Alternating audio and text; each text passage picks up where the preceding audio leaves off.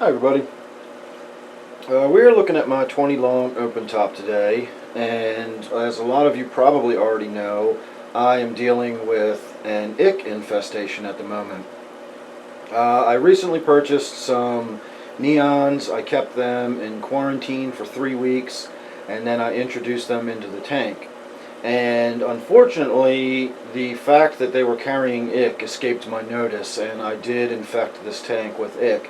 It's a commonly held misbelief that ick lives in your tank at all times, and the right circumstances or water conditions or what have you will cause it to flare up or outbreak. There's no truth to that at all. Ick is simply a parasite that is introduced into the tank. If you don't have it in your tank now, you'll never get it in your tank if you don't introduce it.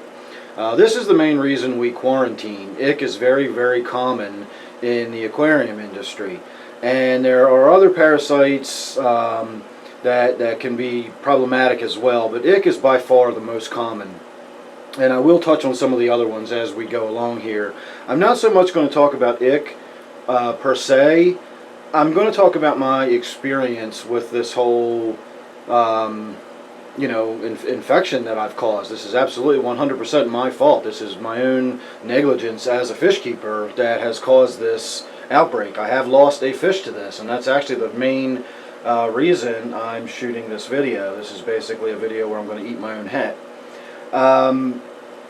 I shot a video about a week, maybe 10 days ago, where I discussed ick. This is completely coincidental. I had no suspicion that I had introduced ick into my tank or anything else. I simply had moved the neons to this tank and just got to thinking about quarantining and why we quarantine, etc. And so I just said, I'll just shoot a video about ick, and throw that out there. And there's an easy way you can treat for ick using heat, which is what we're doing with this tank. Again, I'm not going to get into that in this video.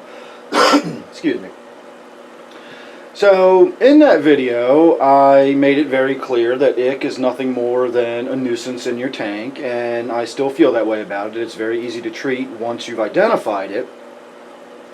And I also made it pretty clear that I felt that if you had an animal die from ick, then it was your own fault and negligence as a fish keeper, and you had nobody to blame but yourself. And then, of course, a week later, I'm shooting a video telling everybody that I've just had a fish die from ick. And I have nobody to blame but myself. Now, when I said that in the original video, I was thinking about my previous experiences with ick. And in both those cases, it was fairly flat-bodied broadfish like skirt tetras that showed the signs of it shortly after bringing them home from the fish store. And it was fairly easy to spot. It was, a little bit of flashing, some white spots developing on their sides, and I was able to treat for it, lickety-split, and nothing more than a little bit of a nuisance.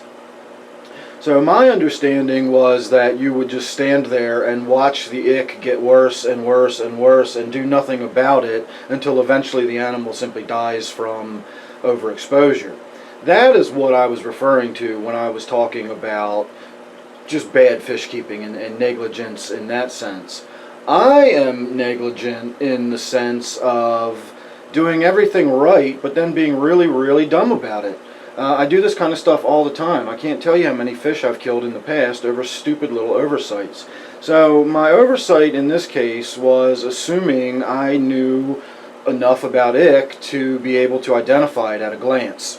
And that's exactly what I did. I kept the fish in the quarantine for 3 weeks. My assumption was that after 3 weeks, if any of these fish had ick on them, I'd see it, it'd be all over them. I'd see white spots on all these fish. They'd be flashing and acting, unusually, etc. And in this case, that didn't happen. That was not true. And I came to realize, after the fact, that my experience with ick is fairly limited. Dealing with a couple of outbreaks of ick a few years ago does not make me any kind of ick expert who's seen it all. And of course, doing a little bit of reading, I find out that fish can very easily be carrying the ick within their gills and you can't even see it, so on and so forth. So it still boils down to my own negligence. When I collected the neons out of the quarantine tank and moved them into this tank, I never looked closely at those neons. I had seen them swimming around for 3 weeks. I'd been feeding them every day. Everything was perfectly normal. Just one day I felt like, I'll go ahead and do that. I got, nothing better to do right now. I'll go ahead and just switch them over. And that's what I did. I scooped them out with a net and I put them in this tank. I checked to make sure the pH was suitable. It was not. I had to go through a little bit of an acclimation period for about a half an hour, 45 minutes, so I felt comfortable easing them into the different, much lower pH that they were going into in this tank. But I never once really looked at those fish to determine whether they had these tiny little white spots on it. Again, I went by this assumption that I would just see it. It would be very obvious and noticeable, and it wasn't. And then I introduced them into this tank. And then I get more experience with the understanding of how these bottom-dwelling fish, the fish that are living in these caves, were the ones that got completely covered in these parasites prior to any of the other fish in the tank really exhibiting any outward signs of it. I still don't see any on the angels or the rainbow fish.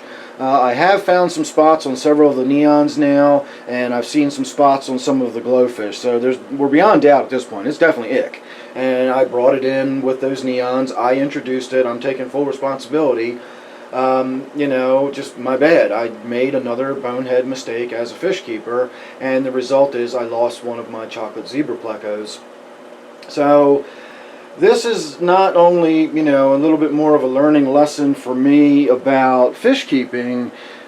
A lot of what fish keeping teaches me is lessons about myself and my own assumptions and the way I approach things and the way I handle things. So I've definitely been doing a lot of thinking, and again, I want to apologize to anybody if I did insult you about, it's your own fault if your fish died or anything like that. Again, I was simply referring to just literally watching your fish suffer until they died. In this case, the moment I found anything unusual, I saw the fish's unusual behavior during the afternoon, and by that evening they were splashing around a little bit. Within an hour I was treating for ick. I didn't even know if that's what it was at that point, but all signs pointed towards it, so that's what I began treatment for. So there was no neglect on the part of dealing with it immediately upon recognizing it. My neglect came in at the recognizing it part. I didn't spend enough time looking at these animals before I moved them from quarantine to my main tank.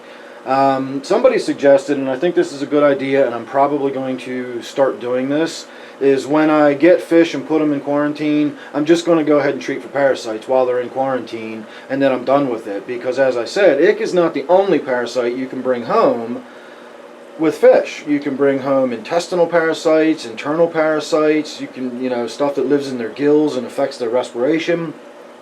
There's all sorts of things you can bring home. From fungus to bacteria, you name it, you can bring some nasty stuff home from, commercial fisheries and fish stores. And as a few of my friends can tell you, you can bring some nasty stuff home from well reputable, known breeders and dealers. So quarantining is always a good idea, but as I've just pointed out and demonstrated in a very painful way, there's more to it than simply keeping fish in a QT tank for a few weeks and then throwing them in your main tank. I failed to thoroughly inspect the fish before I moved them. I failed to simply give them a generic dose of treatment for miscellaneous parasites, and I very realistically took the risk of bringing in very bad, virulent type parasites into the tank by not doing that. So, again, this is a lesson learned. This is not the first fish I've killed, nor will it be the last, I'm sure. But every time I do have a mistake like this, I always like to learn as much from it as I can, and I don't like to just go, oh well, and shrug it off. And now I have this platform, I have this opportunity where I can share these mistakes and I can share these learning experiences with you, and hopefully maybe a little bit lesson learned can be a lesson for all of us. I once commented about a fish keeper that's kept a single fish in a tank for 20 years without issue doesn't necessarily have a lot of experience. They have a long time of experience in a certain sort of way, but if they've never dealt with ick, if they've never dealt with having to quarantine, if they've never dealt with velvet or gill flukes or any of the other things that may get introduced into a tank, if they've never had to deal with aggression issues between multiple species in a tank, there's just all this experience that goes into the variety of keeping fish and having these mistakes and making oversights and not doing things correctly. These really are, as cliche and stupid as it sounds, these really are learning opportunities as much as they are disastrous mistakes. So while I did lose a fish hopefully we all gained a little bit of education from this, and hopefully next time I'll be a little better at doing this, and I won't have to shoot another one of these videos where I'm now telling you I just did something that I said is very easily avoidable. It is easily avoidable, and I did do it. My bad. It really, nobody's responsibility on this one except my own, and I own that.